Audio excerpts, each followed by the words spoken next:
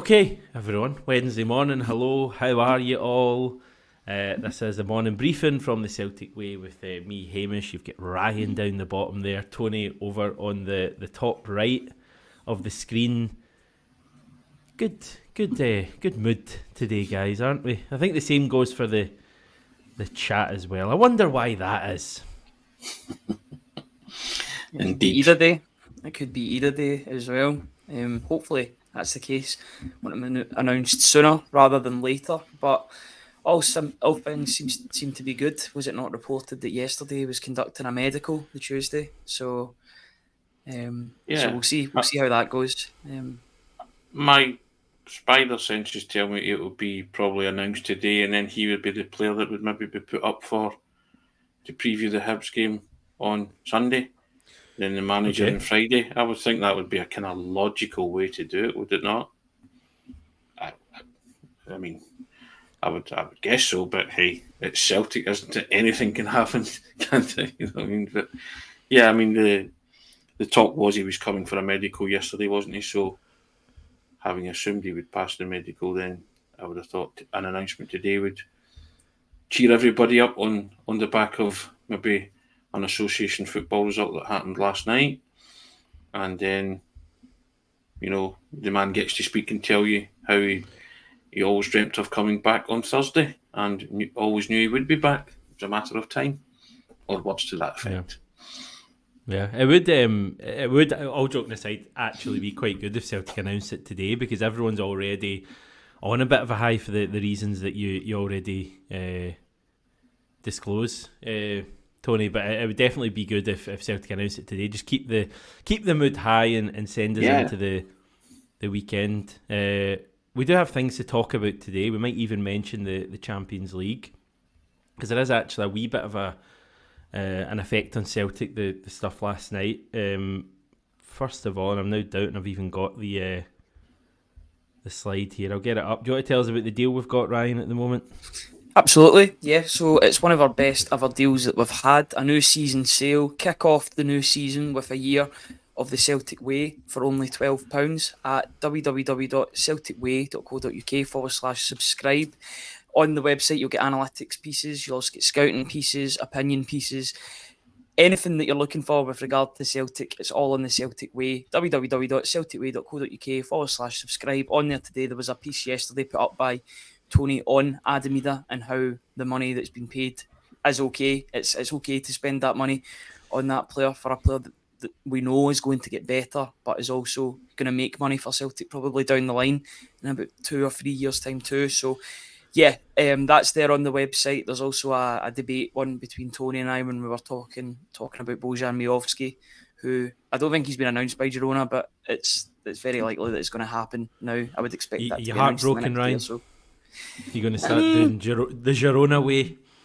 He might be back to Scotland very quickly if Celtic get Girona in the Champions League. That's a possibility. So we've seen that happen before. Players maybe moving away, players that you're used to, and then they come back and play against you in the Champions League. So they're never really away. But no, I think because all the eggs are in the one basket with Adamida, I'm fine with it because they've got their target. They clearly set out to get him. They've courted him all summer. It seems they've tried to get the right deal with Norwich. Now they've got it.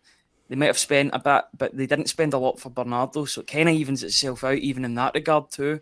So yeah, all positivity here. I'm not really going to talk about the transfer fee because I think you get what you pay for with a guy that knows how to score late goals, score big goals, not fold under pressure as well. You know, how many of his goals were, like goals to just seal a win, or score on late to really take the win from a draw to a win. Big goals, and I think that's one of the reasons why Brendan Rodgers wants him so much, and that development factor as well. He spoke about wanting to develop the player. You don't develop a player for 4 months unless you're one of the teams in maybe League 1, League 2. You bring them in with a view to maybe bring them in the summer. It looks like it's happening, and I think the vast majority of people are delighted to have him back when he does arrive. All I'll say is there's the article. I put it in the group chat for you guys.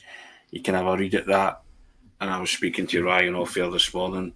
I managed to get Chaz and Dave references into a Celtic piece, I can hang up my pen, my journalistic pen. I'm delighted with that. I can ride off into the sunset now. For those who are familiar with Chaz and Dave, they were a London beat combo from the 80s. Had a number one with a song called Ain't No Pleasing You.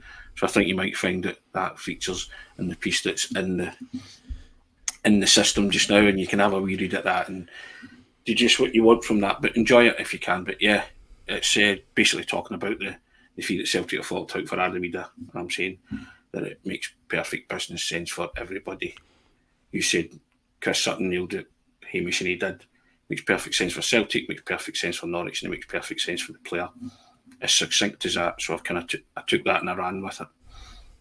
And I say Chaz and Dave features for some reason because it's the first thing that came into my head. So there you go. You can have a read at that, guys, and make your own mind up. So all good. Yeah, well worth a read. Adamida wasn't in the Norwich matchday squad for their cup game against Stevenage last night. So I think if we needed any further evidence that he's heading to Celtic, that was it last night. Yeah, it was a fun night last night, wasn't it? Always a wee bonus to see your rivals falter and fail to qualify for the Champions League, knowing that we are nicely tucked up, just waiting on the draw on August the 29th. I did enjoy my Kiev earlier for those of you asking. I had one this morning, and as you guys will know, they come in twos as well, a bit like the goals last night. So I had the second one with my tea about half an hour ago. I cut it up and had it over pasta. Not that you would probably all care, but I've got good use out of the Kievs. Yeah, it was an enjoyable night. It actually means that we are guaranteed to be in pot 3 for the Champions League draw. Now, it doesn't actually matter, guys, because you still play 2 teams from every pot. So there's a certain irony in there in the fact that we finally made it to pot 3 when it doesn't actually really matter. But it does tell you, I think, that also means that you get 100% of the TV money, Hamish. Yeah. Which equates to, I think, it's 11 million quid, something like that. Right, okay. So, it's a big thing. Celtic will now get 100% of the TV money that's generated in that Champions League pool. So there is a serious side to it in terms of the finances that can come to Celtic, and the estimates just now are that Celtic can earn something like £40 million from their participation in the Champions League. And a lot of that money would have been split with Rangers had Rangers qualified for the Champions League phase. You need to get used to saying that. It's not the group phase anymore, it's the league phase. And so, that financial spin-off from that one result last night, it's big for Celtic. It has ramifications in the way the club conduct their business. So, and it's all good news. So I would just like to see, you can look at it either way. You can look at the fact that Rangers tumbling out has helped Celtic pay for Adamida, or you can look at it another way and say money coming in can be used elsewhere to finance a deal for a left back, a centre back, those positions that we now want between now and the 30th of August filled. So whatever way you want to spin that, it's all positive for Celtic. And it could be even more positive if the board would now go out and spend it on players that we wish to see adorn the squad. Yeah, the point I was going to make, I've got all the Champions League teams that have qualified so far for the league phase, and I think we've got 29 out of the 36 have qualified, Ryan. And one of the reasons why people might be wondering, why are we suddenly pot 3? Because we've not been pot 3 in recent years. And I think the main reason is there's a lot of teams in the Champions League, a lot of surprise qualifiers from the major leagues last season. Again, people may know this already. Aston Villa are in the Champions League this year. They were one of England's teams. That would normally be a Man United or a Chelsea or someone Spurs, like that, or a Spurs, yeah. Bologna have qualified from Italy. That would probably normally be like a Napoli maybe, or a Lazio as it was last year. Girona have qualified from Spain. You could have had a Real Sociedad or a Valencia or Villarreal in there. Stuttgart have qualified from Germany.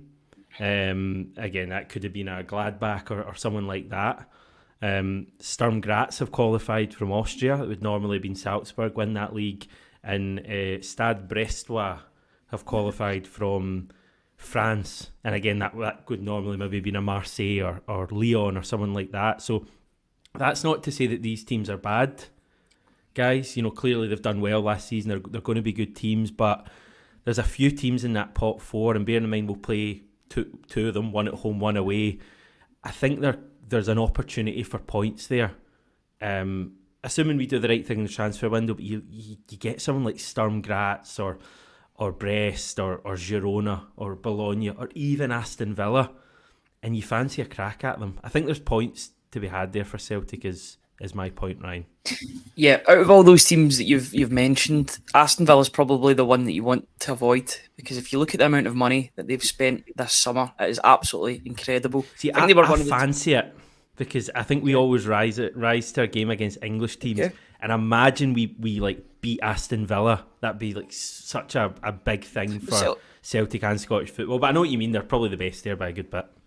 Celtic have got a really good record against Unai Emery as well. They beat him twice when he was the Spartak Moscow manager. Arguably got him sacked from that job before he then moved on. 5-0 at PSG and 7-1. That count though. I mean, he had a bit of an advantage. No, I don't remember that game.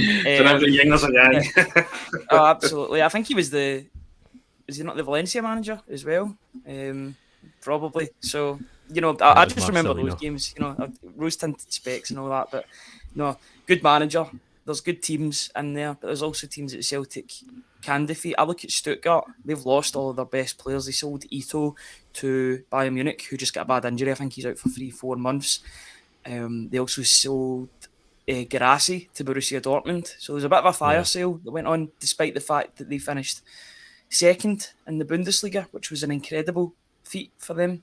I think it was Bayern Munich that actually finished third in that competition that year. It was Stuttgart, an incredible season for them. But you know what happens? The vultures start swooping, and they get the players that they want. They get their pickings of the players. Still get that pull on talent in other German clubs. But yeah, there's teams. Sturm Graz, they've got Max Johnson. Although I think he was maybe going out on loan somewhere.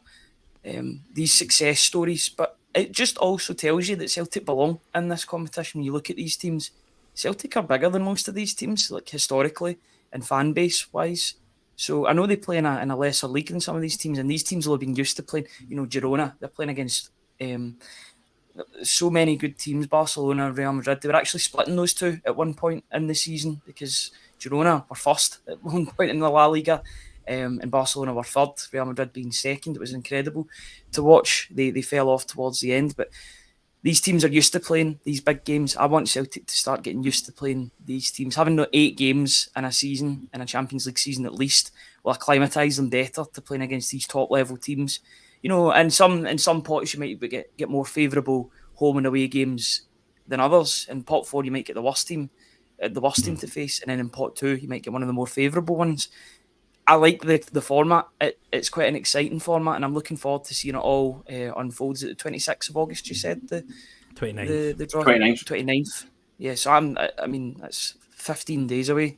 Just counting down towards that. That's really exciting, and I'm looking forward to catching up on all of that. To be honest, it's good to be in the first iteration of it as well. Being one of those teams that have experienced it first. But to go all bullseye on you, points make prizes, don't they? So every win Celtic get, they can get 1.8 million quid. It's 2.1 million euros, right? So the conversion is 1.8 million quid, right? So you've named teams there, Hamish. You look at last season, and we've spoken about how Atletico Madrid and Lazio Celtic competed really well, but just fell short.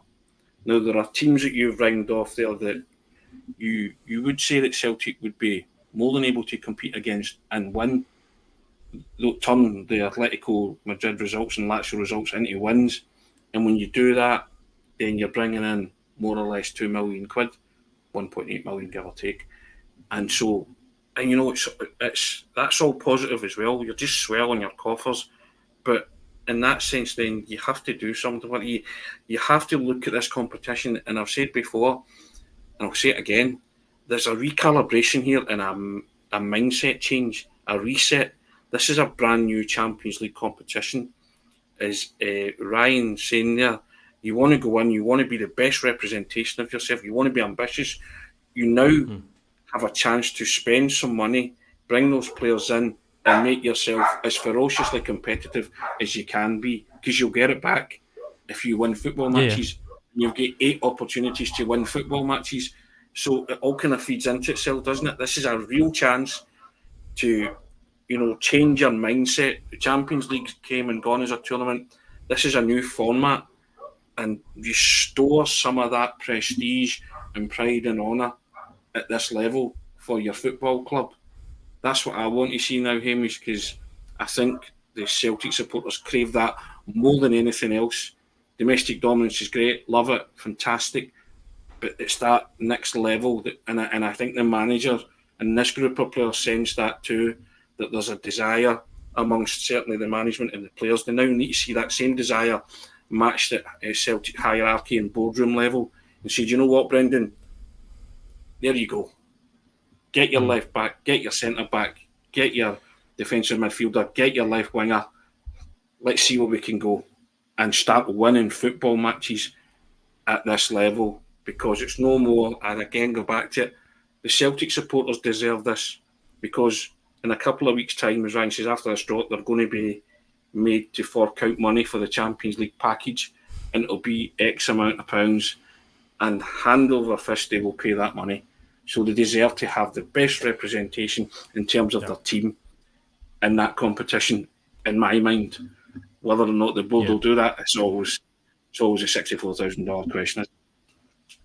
My point is, I think there's a real opportunity for Celtic to target the top 24 of this league stage. People might laugh at that, and to be honest, they in many ways be right to given a recent record, but the club have like 16 odd days to get a quality left back and a quality centre back in, and hopefully keep Matt O'Reilly, if not replace him well, probably a winger as well, and then I think we'll be in decent shape and we can really give it a go, because we're playing well, and I think the team is getting better and better as time goes on under Brendan Rodgers. So I think there's an opportunity there. It's just so exciting that we're in the Champions League, and they can't say that across the city, so that's always nice.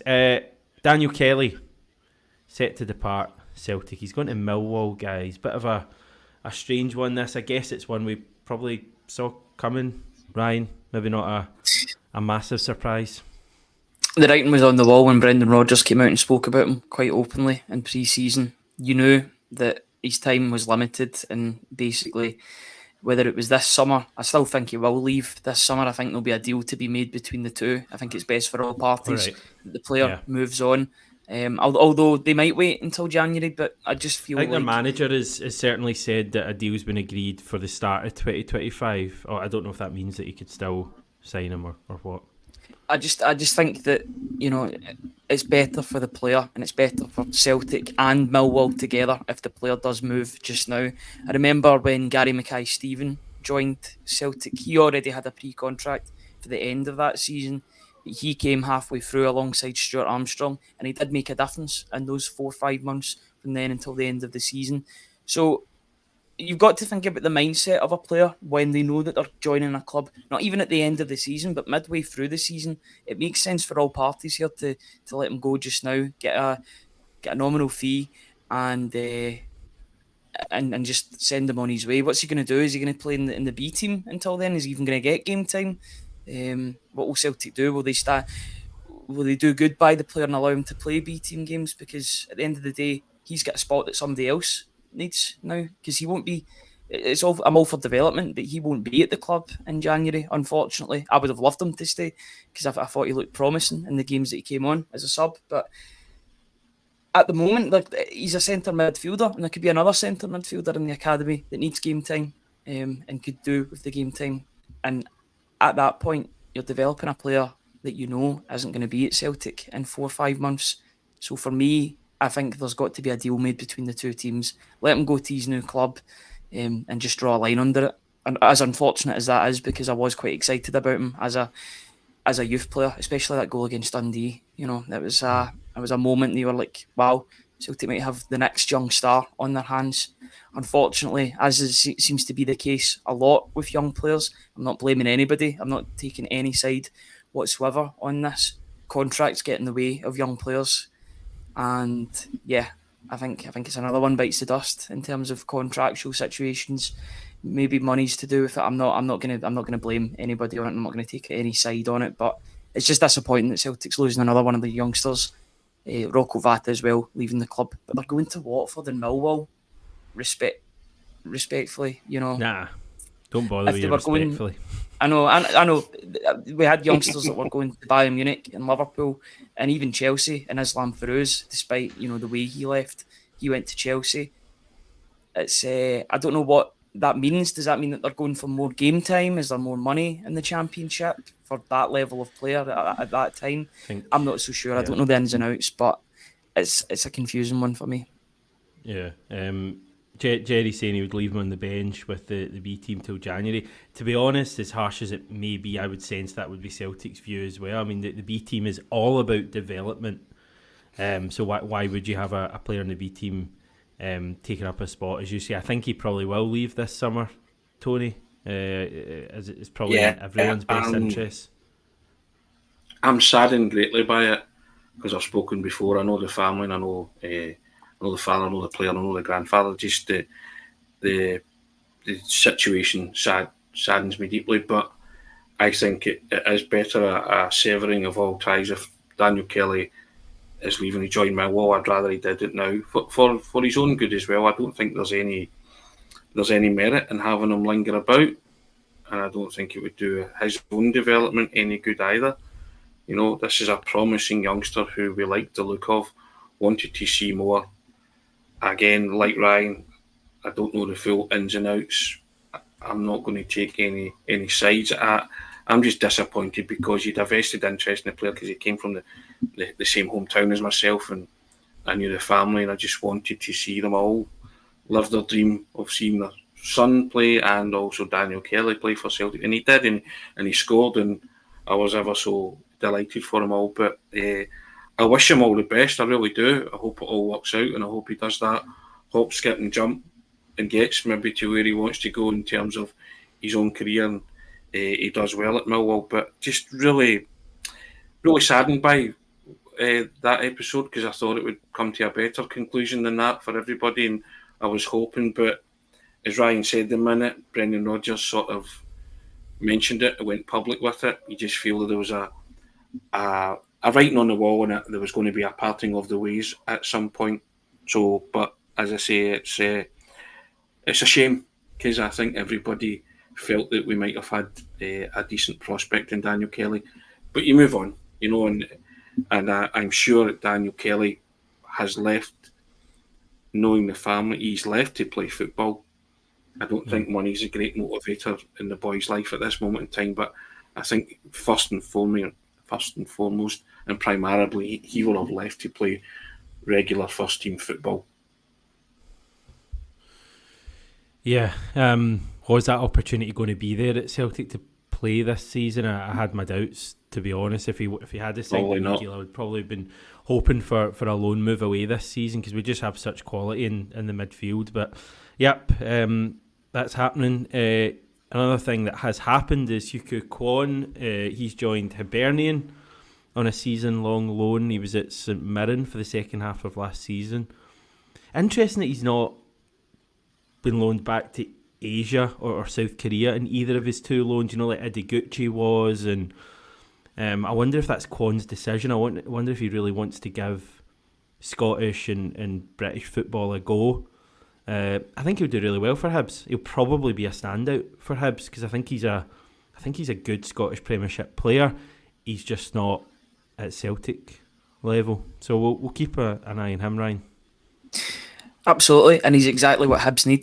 Hibs need a number 6 in that team because their midfield was like a sieve on Sunday. It was Celtic were just going through them with relative ease, especially in the middle of the park. Matt O'Reilly was getting allowed to do whatever he wanted to do. Hatate as well to a lesser extent. Cal McGregor with that 25-yard screamer. There was nobody on Cal McGregor, so he had the freedom of Easter Road to take that shot.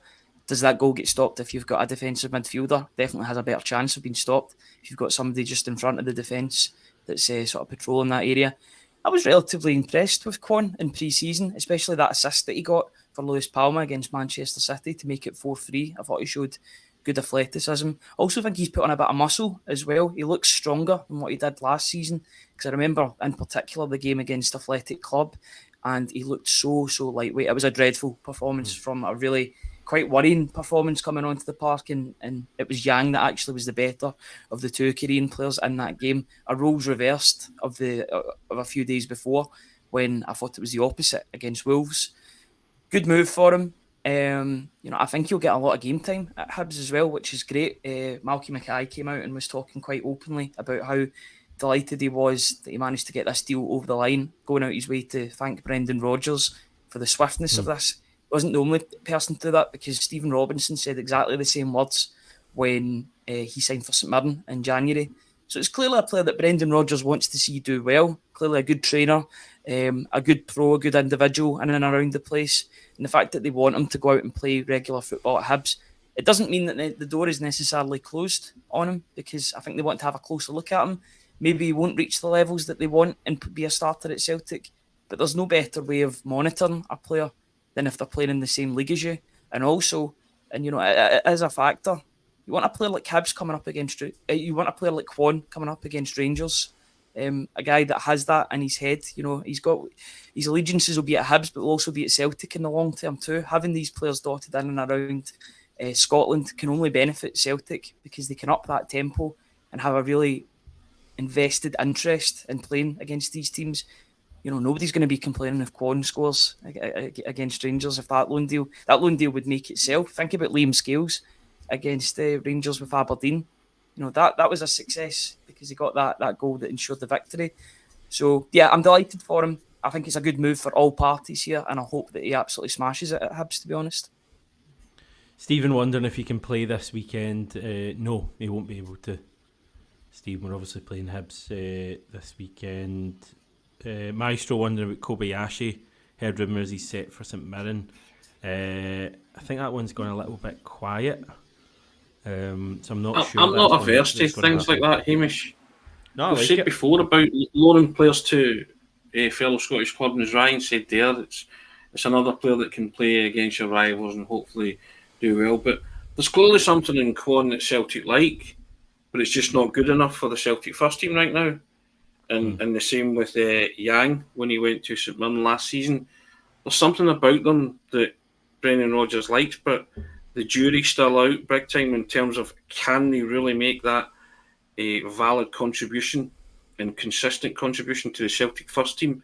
They don't see it at this moment, but go and play for a Hibernian or St Mirren, get to know everywhere that you're going to play in the future, and come back a more rounded, better player for the experience, and then take your chance.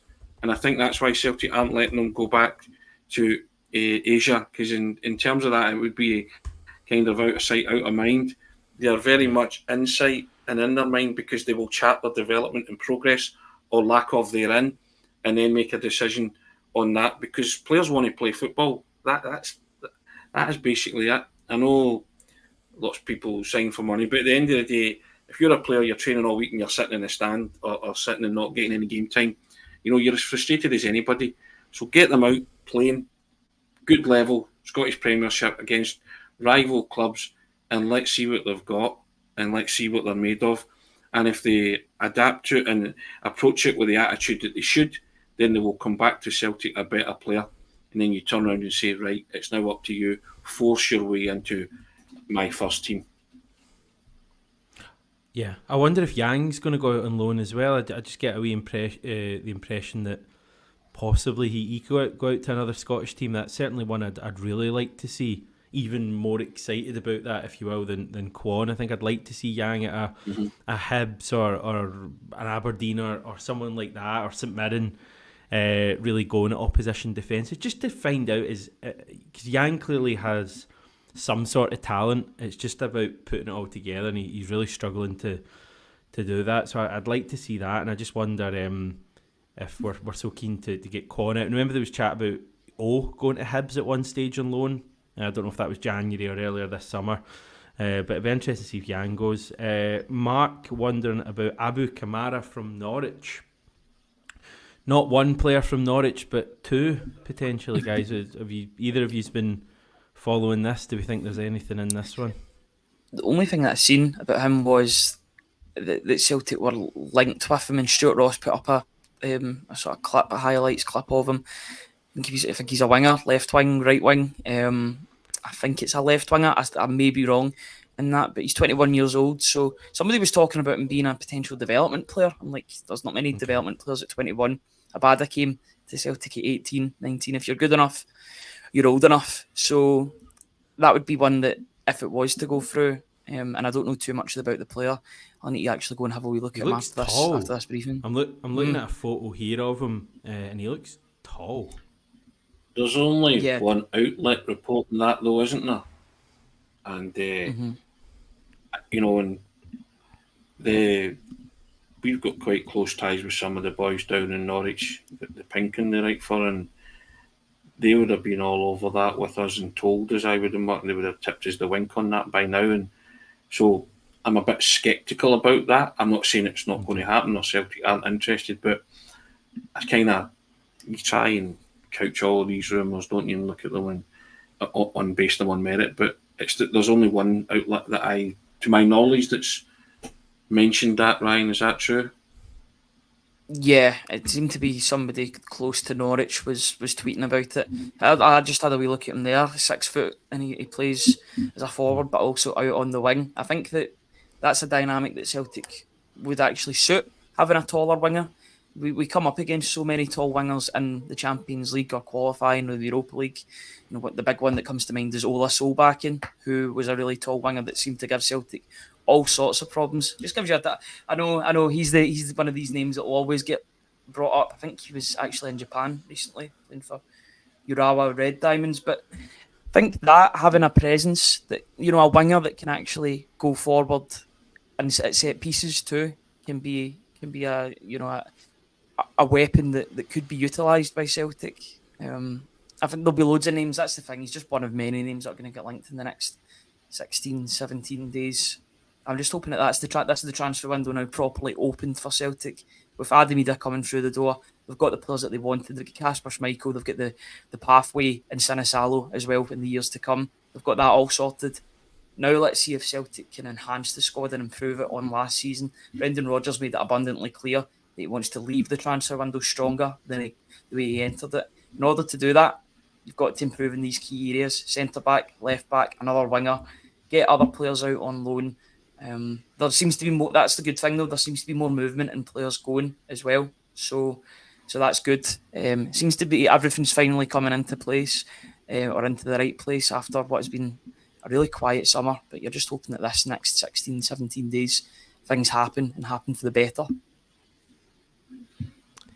Yeah, hopefully. I was going to ask you guys whether you think Brendan Rodgers will make changes this weekend. We can probably discuss that a bit more in more detail tomorrow and Friday. But you mentioned Sinisalo there, and I wonder if he's someone who could come in this Sunday. But then I've like also to see got him. Rodgers' words from last week in his mind. Remember, Rodgers spoke about maybe not making changes at this point of the season. So I wonder if he will. Yeah, he played the same team, didn't he? He played the same team against Hibs. The first 2 games of the season, he's went for continuity, but I don't know. It's a chance to see Sinisalo, isn't it? But again, Kasper Schmeichel's not had much to do, has he? In either of those 2 games that he's played. Would he want a rest? He's kind of had a rest during the games, hasn't he? So it's one of them. I think of all the positions, the goalkeeper would be the one that I would be most intrigued to see what he does. If he goes with Kasper Schmeichel, I'm happy. If he goes with Sinisalo, then I kind of think that would be the logic, that Sinisalo will play the cup games, give Kasper a rest because he is 37. So that's fair enough. I don't think anybody would have any qualms with that, would they? No. And I wonder, I heard Alistair Johnson, you guys would have been there. I heard him speaking about Celtic managing him through this early portion of the season. When I heard that, I'm wondering, does Ralston come in?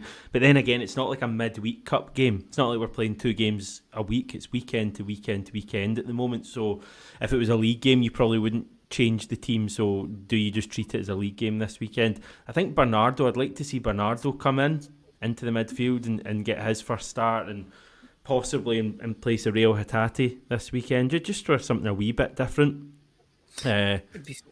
Fine with that, or even Odin Thiago Home getting a chance as well. I think he'll be one of the most delighted players at Celtic Park at the moment, because he's seen all this competition or perceived competition leaving the club, and he's still staying put.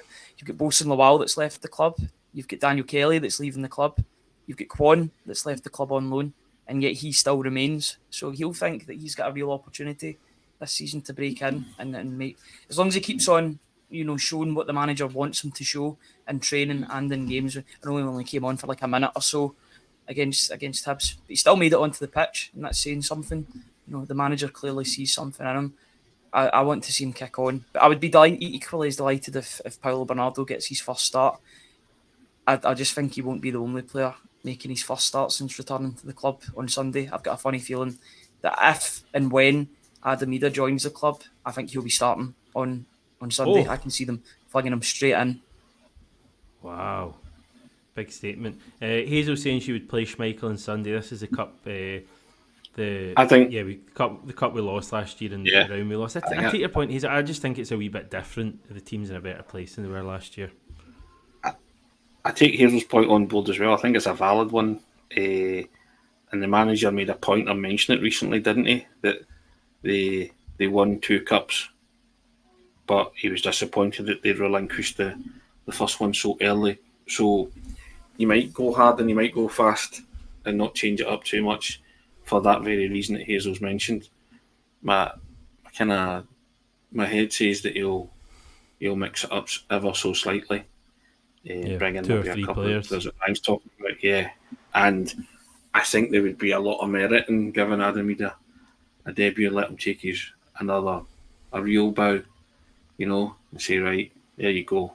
And not for anything that Kyogo's done wrong, because Kyogo's had a good start to the season, but he's just not scored a goal, has he? He's done everything else bar score. So do you not give Ida the coming on as a sub and the huge ovation he'd get off the bench? It's either or, isn't it? You'll get a huge ovation if he's announced in the starting lineup as well, and so you do either or of those, but he will feature on Sunday, assuming he's passed the medical and assuming he speaks to us all on Thursday. That's a lot of assumptions there, isn't it? One thing's for sure, the ovation that Adam Ida will get when he goes onto that Celtic Park again after what has happened. As much as there's been frustration at the length of time, that relief, I think, will turn into joy very, very quickly in the Celtic Park Stadium, because they realise this is the first time we've seen him since he scored that Scottish Cup final winning goal. That's what people think about. That's the dominating image in my head of Adam Ida, is because he scored that goal in the Scottish Cup final. That's his first appearance, or it will be his first appearance since then. I just think it will be almost like a hero's welcome when he comes back to Celtic. I think everybody's now just relieved. But once they see him in person and in the flesh and in the new Celtic top, they'll be buzzing to see him back playing for Celtic. Tony's managed to convert me. I'm not eye rolling anymore with the idea of Adam Ida. I'm now more excited, which is probably coupled with the fact that Kyogo was going down injured on Sunday as well. So it's an SOS rather than anything else. But yeah, let's just get the deal done. Yes, you were straying to the dark side of the force with regards to Adam Ida, Ryan. I was getting a bit worried for a while. We brought him back. All my Yoda training had gone for a button. It's been wasted. But no, I'm glad you're on board now. Glad about that. Very happy. Yeah. Donny talking about needing to sell Mikey Johnson. It's going to be interesting to hear the situation with Mikey Johnson injury-wise from Brendan Rodgers, because it was a hell of a knock he took on Sunday. We'll wait and see what the situation is there. Could that potentially put off Mikey Johnson leaving the club? Do the club want to lose Mikey Johnson now that he's no longer our second choice striker? Well, when we get Adam Ida in, it's going to be interesting to keep an eye on that as well. JJ saying there was a cheeky Legia bid from Naropski. I did see that again. Not 100% looked into the source, but it did seem cheeky. I think it was like £1 million or something like that. 1.2 million, I think it was. You're not you're not gonna get a world class defender like Mike Naropsky for that price, guys. Especially the same world class defender that they sold for 4 million about 11 months ago. Yeah. Right, will we head, guys? Is that our lot for today? We got through a fair bit there. Thanks everyone for tuning in, as you always do, in great numbers and commenting, etc. And those of you who don't or didn't comment, we still love you for watching us every day. And we will return this time tomorrow to do it all again, everyone. So speak to you then.